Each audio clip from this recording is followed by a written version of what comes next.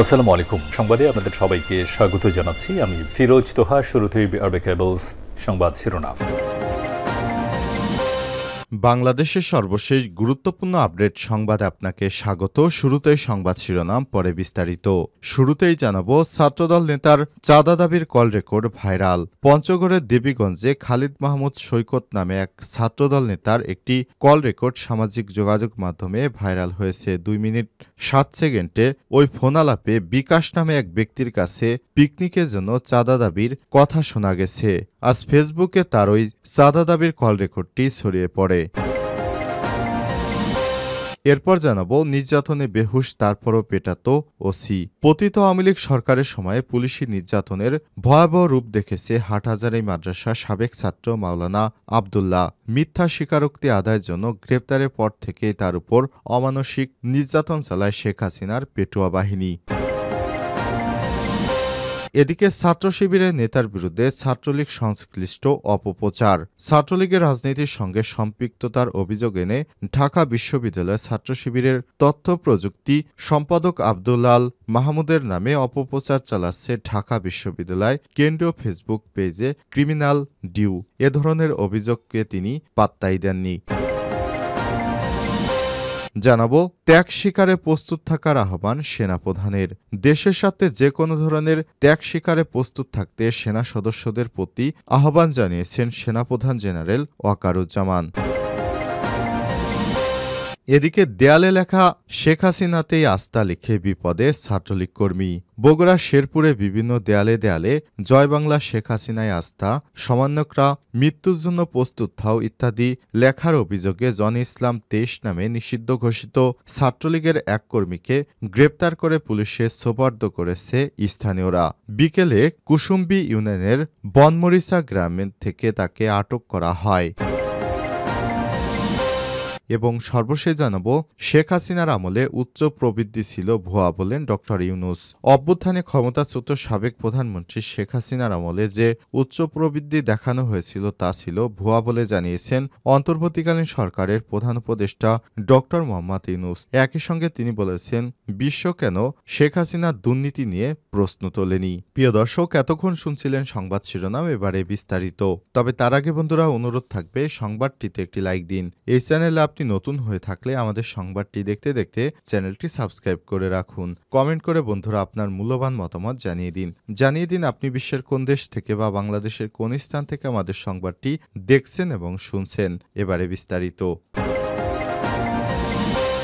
ছাত্রদল নেতার চাঁদা দাবির কল রেকর্ড ভাইরাল। পঞ্চগড়ের দেবীগঞ্জে খালিদ মাহমুদ সৈকত নামে এক ছাত্রদল নেতার কল রেকর্ড সামাজিক যোগাযোগ মাধ্যমে ভাইরাল হয়েছে। 2 মিনিট 7 সেকেন্ডের ওই ফোনালাপে তাকে বিকাশ নামে এক ব্যক্তির কাছে পিকনিকের জন্য চাঁদা দাবি করতে শোনা গেছে। বৃহস্পতিবার 23 জানুয়ারি ফেসবুকে তার চাঁদা দাবির কল রেকর্ডটি ছড়িয়ে পড়ে। অভিযুক্ত খালিদ মাহমুদ সৈকত দেবীগঞ্জ সরকারি কলেজ শাখা ছাত্রদলের আহ্বায়ক। অন্যদিকে বিকাশ রায় দেবীগঞ্জ সেটেলমেন্ট অফিসে চুক্তিভিত্তিতে চাকরি করেন।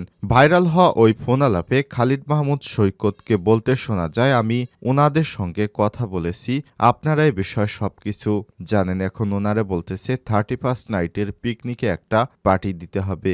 বিকাশ রায় জিজ্ঞেস করেন কিরকম, সেটা কত দিতে হবে। সৈকত বলেন, আপাতত 20,000 দেন, তারপর দেখছি।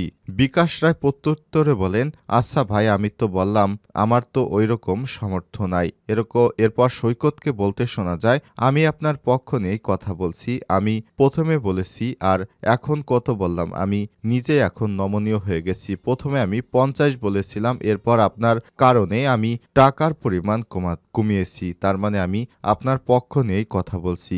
এরপর বিকাশ রায় সৈকতকে বলেন, শোনেন সৈকত ভাই, আমার এরকম কোনো কিছু নাই, এজন্য আমার বাড়িটা ছোট, ভাই হিসেবে দেখে আসার কথা বললাম। সৈকত এবার বলেন, আমি বুঝেছি, আমি ওই জন্যই বলেছি, নামটামও দেওয়ার দরকার নেই, দাদা হিসেবে পিকনিকের একটা ভালো টাকা দিলেই হবে, আমরা আর করতেছি না। বিকাশকে এবার বলতে শোনা যায়, আমার হাতে টাকা পয়সা নাই, একদম আদি ইতিহাস তোমাকে বললাম, আমি আগে রাজমিস্ত্রির কাজ করতাম, কোন রকম দিন পার করতাম। সর্বশেষ সৈকত বিকাশকে বলেন, আর এইলা না কন, এইলা আমার মুখস্থ হয়েছে, আপনি এখন কখন টাকা দিতে পারবেন সেটা বলেন, টাকা ম্যানেজ করে রাতের মধ্যে দেখা করবেন, আর কোনো প্যারা নিয়েন না রাখি। নিজের বিরুদ্ধে ওঠা অভিযোগ অস্বীকার করে ছাত্রদল নেতা খালিদ মাহমুদ সৈকত বলেছেন, রেকর্ডটি আমিও পেয়েছি, রেকর্ডটি এআই প্রযুক্তি দিয়ে বানানো হয়েছে। এ বিষয়ে প্রেস ব্রিফিংয়ে সংবাদ সম্মেলন করব।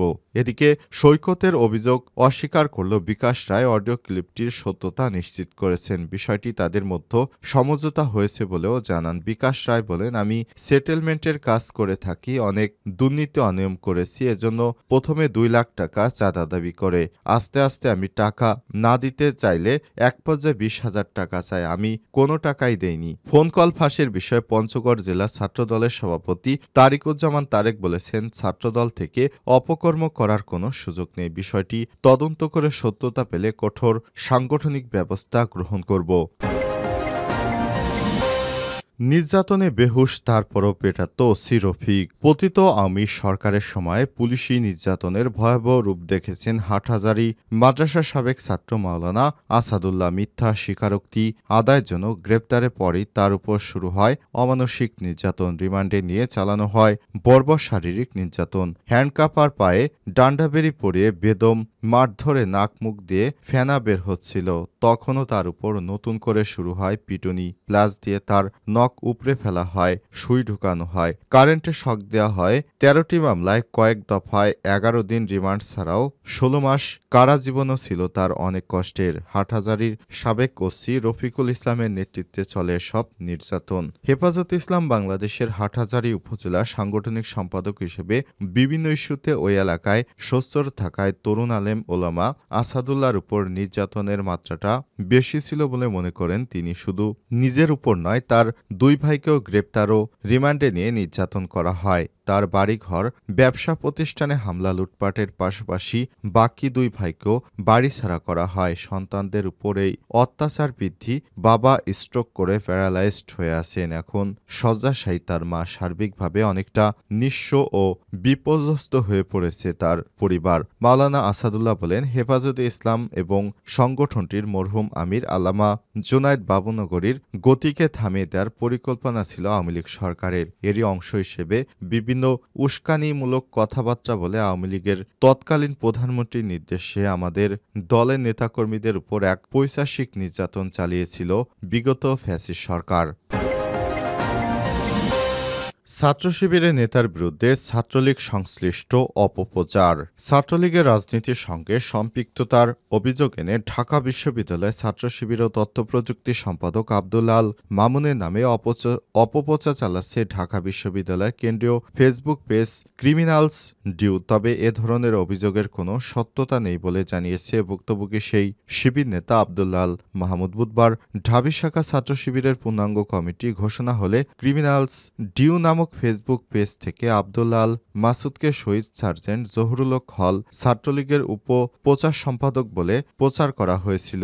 পেজটি থেকে এই তথ্য প্রচারের পর শিবিরের ছাত্রলীগের সাথে সম্পৃক্ততার বিষয়টি নিয়ে সামাজিক যোগাযোগ মাধ্যমে ব্যাপক আলোচনা সৃষ্টি হয়। কিন্তু খোঁজ নিয়ে জানা যায়, ঢাবি শিবিরের আব্দুল্লাহ আল মামুন ছাত্রলীগের সাথে সংশ্লিষ্ট নয়। ছাত্রলীগ আব্দুল্লাহ আল মামুন আর ঢাবি শিবিরের নবগঠিত কমিটিতে তথ্য প্রযুক্তি সম্পাদক হিসেবে দায়িত্বপ্রাপ্ত আব্দুল আল মাহমুদ এক ব্যক্তি নয়, তারা দুজন ভিন্ন ব্যক্তি। ভুক্তভোগী শিবির নেতা আব্দুল আল মাহমুদ শিক্ষা গবেষণা ইনস্টিটিউটের 2019-20 শিক্ষাবর্ষের শিক্ষার্থী। তিনি সলিমুল্লাহ মুসলিম হলের আবাসিক শিক্ষার্থী। অন্যদিকে ফেসবুক পেজে প্রকাশিত ছাত্রলীগের আব্দুল আল মাহমুদ ইসলামিক স্টাডিজ বিভাগ 2017-18 শিক্ষাবর্ষের শিক্ষার্থী। তিনি শহীদ সার্জেন্ট জহুরুল হল আবাসিক কলেজের শিক্ষার্থী।